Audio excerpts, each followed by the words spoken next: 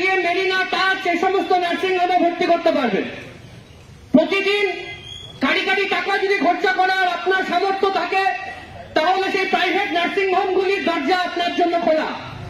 কিন্তু যারা সাধারণ মানুষ, যারা গরিব মানুষ, যারা খেটে খায়, তাদের যদি স্বাস্থ্যের এমার্জেন্সি হয়, তাদের যদি স্বাস্থ্য দরকার হয়, তাহলে আমাদের আজকের দিনে দাঁড়িয়ে একমাত্র সম্বল হল সরকারি স্বাস্থ্য ব্যবস্থা।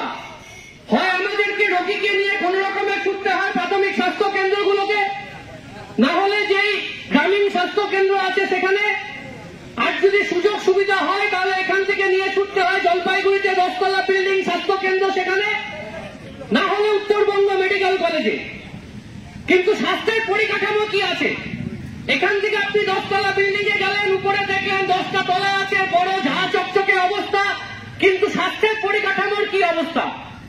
যদি আপনি 10 তলায় নিয়ে গিয়ে আপনার পেশেন্টকে ভর্তি করেন তাহলে দেখবেন ডাক্তার দিনে একবার দেখা করতে আসছে, বাকি সারাদিন যদি আপনি হন্য হয়ে ঘুরে বেড়ান ডাক্তারের দেখা পাবেন না।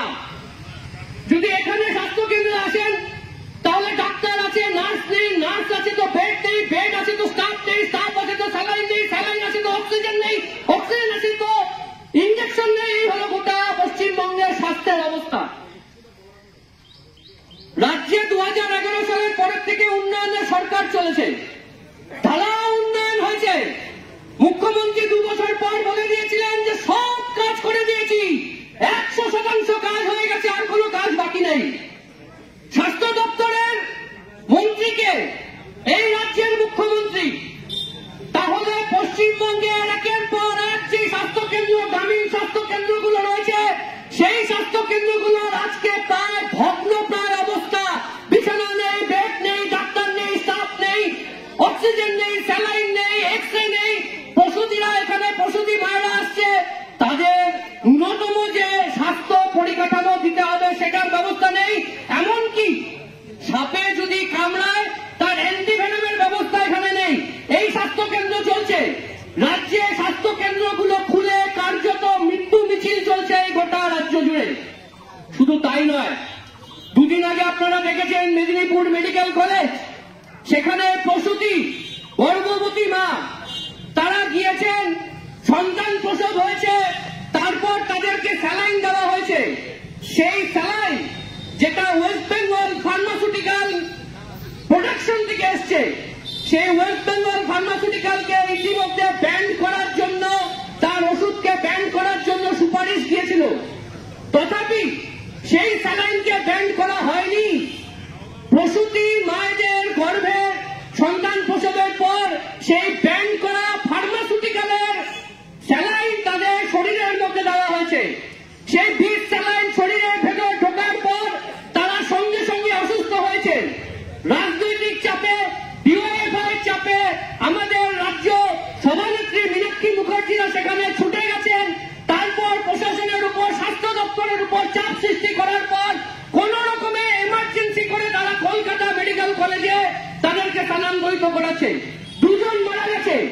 এই ঘটনার রেস যেতে না যেতে এই জলপাইগুড়ি জেলার গোয়ালবাড়িতে একজন গর্ভবতী মা তার সন্তান প্রসব করার পর 23 দিনের মাথায় উত্তরবঙ্গ মেডিকেল কলেজে মারা গেছে। তার কারণ তার শরীরে ওই ওয়েস্ট বেঙ্গল ফার্মাসিউটিক্যালের যে স্যালাইন, সেই স্যালাইন ভিতরে প্রবেশ করানো হয়েছে।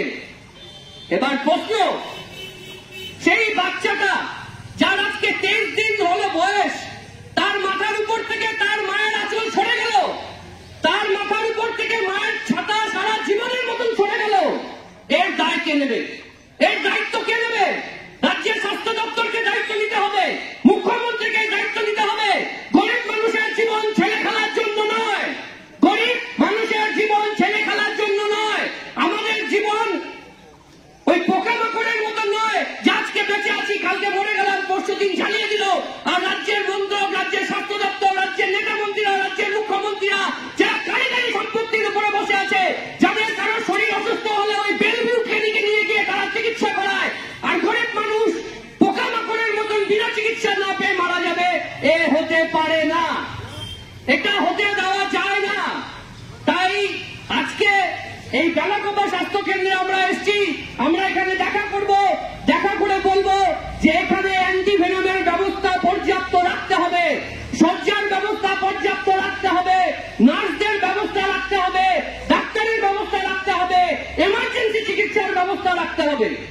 এটা সরকারের দায়িত্ব, সরকারের বুনিয়াদী দায়িত্ব।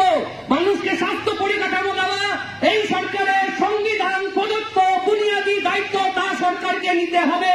যদি সরকার নিতে না চায়, যদি সরকার নিতে না পারে, যদি সরকার এই পরিমাণ অপদার্থ হয়, তাহলে আগামী দিন, আজকে 70 জন এসছে, আগামী দিন 700 জন আসবে, এসে এই দপ্তর ঘেরাও হবে।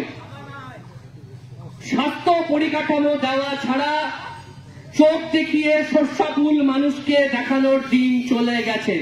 পরিষেবা প্রদান করতে হবে, এই নিয়ে আমাদের ডেপুটেশন চলবে। আপনারা আমাদের সঙ্গে থাকবেন। ডিওএফআই লড়ছে, রাস্তায় দাঁড়িয়ে লড়ছে, বামপন্থীরা লড়ছে, আগেও লড়েছে, আজকেও লড়ছে, আগামী দিনও লড়বে আপনাদের স্বার্থে। এই বলে আপনাদের সবাইকে সংগ্রামে অভিনন্দন জানিয়ে আমার কথা শেষ করছি। ভারতের গণতান্ত্রিক যুব ফেডারেশন জিন্দাবাদ, বিপ্লব দীর্ঘজীবী হোক। জিন্দাবাদ।